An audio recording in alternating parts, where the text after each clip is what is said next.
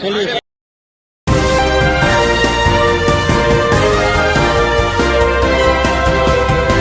बिहार में तख्ता पलट होने के तुरंत बाद गोदी मीडिया की सभी चैनलों में होड़ मच गई कि नीतीश कुमार को पलटू नेता बोल बोलकर उनकी छवि ऐसी बनाई जाए जैसे वो पैसे लेकर सरकार बनाते हैं और वो सिर्फ और सिर्फ अपनी शाख बचाने में लगे हैं। लेकिन अगर ऐसा होता तो नीतीश जैसा कोई भी मंझा हुआ नेता कभी भाजपा का दामन छोड़कर विपक्ष में शामिल नहीं होता। और बिहार में नीतीश का भाजपा गठबंधन तोड़कर आरजेडी के साथ आना इसलिए भी बाकी राज्यों से अलग है क्योंकि इस प्रकरण में हमने विधायकों को एक होटल से दूसरे होटल छिपते नहीं देखा, न ही इस मामले में करोड़ों रुपयों को बदले पद दिए जाने की बात सुनने में आई।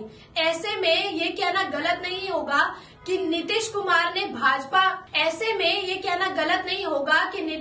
ने भाजपा को उनके विधायकों को लुभाने का मौका ही नहीं दिया, या फिर ये भी कह सकते हैं कि नीतीश का अपने विधायकों पर ऐसा कंट्रोल है कि उन्होंने भाजपा के ऑफर को सुनकर ठुकरा दिया। चुनावी विश्लेषकों का कहना ये भी है कि नीतीश भाजपा की उस नीति को अच्छे से समझ चुके थे जिसमें भाजपा अपने गठबंधन दलों को कमजोर करती है और उनकी राजनीतिक शाख काटकर अपनी जगह बनाती है। जब भाजपा नीतीश को गिराने में कामयाब नहीं हुई तो मीडिया के जरिए उनकी छवि खराब करने की तमाम कोशिशें चालू कर दी गयी, जिसमें मीडिया को भी अब भाजपा के साथ साथ मुंह की खानी पड़ रही है। जहां अंजना ओम कश्यप को देखकर गोदी मीडिया गो बैक के जोरदार नारे लगाए गए, वहीं अब अर्नब गोस्वामी की रिपोर्टर को भी जलालत का सामना करना पड़ रहा है। अब इसी कड़ी में तेज प्रताप यादव भी गोदी मीडिया को सबक सिखाने के मूड में नजर आ रहे हैं। जहां गोदी मीडिया का पत्रकार जब उनसे बात करने पहुंचा तो उन्होंने डांट कर उसे भगा दिया। दिखाते हैं आपको ये वीडियो।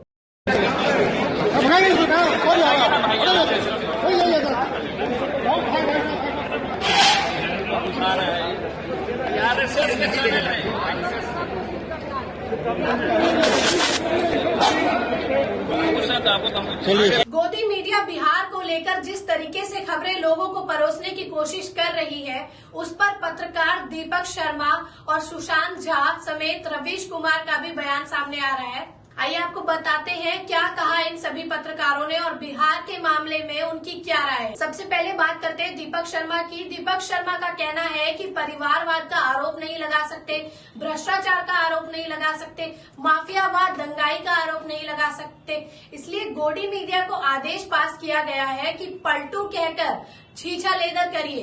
लेकिन असल में क्या पलटने जा रहा है, इस साहेब को अंदेशा पहले से था। शेर को सवा शेर अभी मिला है। अब इस पर सुनते हैं सुशांत झा की क्या कहना है। बिहार में आरएसएसों की, अब भाजपाइयों की क्या छवि है आप जान सकते हैं।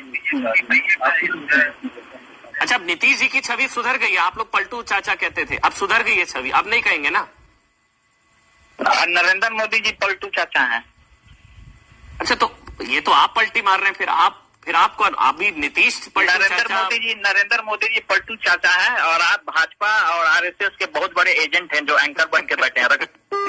चलिए ठीक है। अब इस पर सुनते हैं सुशांत झा का क्या कहना है। सुशांत झा कहते हैं नीतीश कुमार का अध्ययन आईआईएम वालों को करना था कि कम पूंजी में कैसे मैक्सिमम लाभ ले और कैसे बड़ी शक्तियों व आकार के बड़े दुश्मनों के हमले और सर्जिकल स्ट्राइक को इजराइल ताइवान की तरह बचते भी रहे। देखा जाए तो वे एक ही साथ पॉलिटिकल, कॉर्पोरेट, डिफेंस स्ट्रेटेजीज सभी के मुख्य विषय में जोड़कर बताते हैं। बंदे को नोबेल प्राइज नहीं तो भारत रत्न तो मिलना ही चाहिए। उन्होंने इतने मीठे अंदाज में गठबंधन तोड़ा है जितना पुराने जमाने में ससुर दामाद राजदूत मोटरसाइकिल के लिए मतभेद होता था।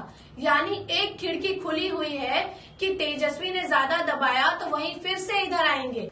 वे सिर्फ 71 के हैं और मोटा मोटी स्वस्थ हैं। 5 साल को वे सिर्फ 71 के हैं और मोटा मोटी स्वस्थ हैं। 5 साल तो जरूर खेलेंगे। जिस हिसाब से विपक्ष में औने पौने लोग पीएम पद के लिए कूद रहे हैं उसमें सबसे स्मार्ट दावेदार तो वे ही है।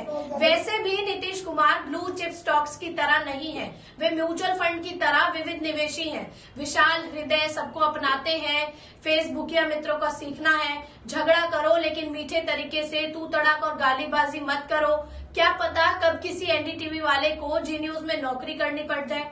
अब सुनते हैं रवीश कुमार का क्या कहना है इस पूरे मसले पर। रवीश कुमार ने कहा, जांच एजेंसियों के सहारे राजनीति करने से पता नहीं चलता कि जनता में नेता कौन है। ईडी और आयकर विभाग के डर से गांव से लेकर जिले तक के संसाधन वाले लोग भाजपा में चले गए, फिर विरोधी दलों की आर्थिक ताकत खत्म हुई है। ऐसे में कोई बीजेपी को सरकार से बाहर कर दे साधारण घटना नहीं है। बीजेपी जरूर पलटवार करेगी, लेकिन फिलहाल सरकार बनाने और गिराने की उसकी सारी चुस्ती धरी की धरी रह गई। नीतीश कुमार ने इस्तीफा देने से पहले इस्तीफा देकर बीजेपी के गृह मंत्री और सरकार को बाहर कर दिया, मगर बीजेपी इंतजार करती रही कि नीतीश मान जाएंगे और सत्ता का स्वाद मिलता रहेगा। जब आप ईडी के सहारे राजनीति करने लगते हैं तो राजनीतिक फैसले भूल जाते हैं, सहयोगियों को गुलाम समझने लगते हैं, उनके विधायकों को फोन कर पैसे के दम पर तोड़ने का खेल चालू कर देते हैं। नीतीश का ये आरोप साधारण बिल्कुल नहीं है। आज बीजेपी को इसका खंडन तो करना ही चाहिए था, मगर बीजेपी ने इसको भी चुनौती नहीं दी। जाहिर है कि बिहार में बीजेपी का हाथ जल गया है। बिहार की राजनीति का मिजाज दूसरा होता है। बिहारी नेताओं को ड्रिल नहीं पसंद है। वे स्वयं मिजाज के होते हैं, चाहे वे किसी भी दल के नेता हो। ये उनकी अच्छाई भी है और उनकी बुराई भी। बिहार के नेताओं को बार बार टोकेंगे कि यहाँ मत थूको, तो गुस्सा करके वहीं थूक देंगे और इंतजार करेंगे कि मना करने वाला क्या करता है। अतः ईडी, सीबीआई, आईटी के पीछे छुपकर राजनीति बंद होनी चाहिए। इनका भय इतना बढ़ गया है कि उसी से छटपटाकर बिहार की राजनीति ने दूसरा रास्ता अपना लिया। बीजेपी को ही धक्का दे दीजिए। हमारी खबर आपको कैसी लगी हमें कमेंट कर जरूर बताएं और हमारे चैनल को लाइक, सब्सक्राइब और शेयर करना ना भूलें।